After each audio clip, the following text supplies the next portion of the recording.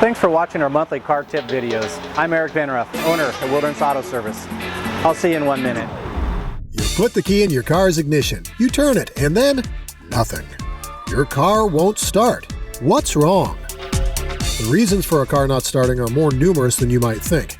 Let's take a look at the possibilities. The first thought everyone might have is that you have a low or dead battery. If upon it failing to start you notice that you left your headlights or a dome light on, a dead battery would be a good guess. If you get a clicking sound while trying to start, this usually indicates battery problems. Related problems might include poor maintenance that has led to corrosion on the battery cables and connectors. If your car is silent when turning the ignition, check the cables and connectors. If it cranks but won't turn over, you might have a problem with fuel getting to the spark plugs.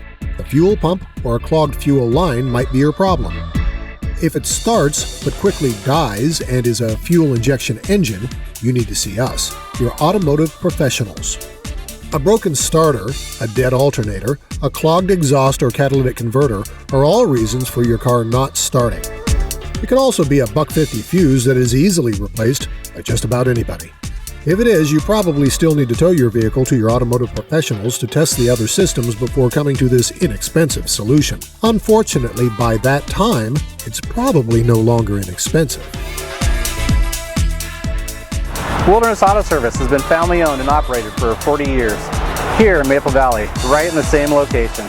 We're the Chevron station, conveniently located in Maple Valley Highway. Our years of business have included a lot of community involvement too. This is our home, and we treat you, our customers, like family. Speaking of family, you can fill your propane tanks here for your backyard barbecues. I'm owner Eric Van Ruff. Come in today, say hi, gas up, and see how we may serve you.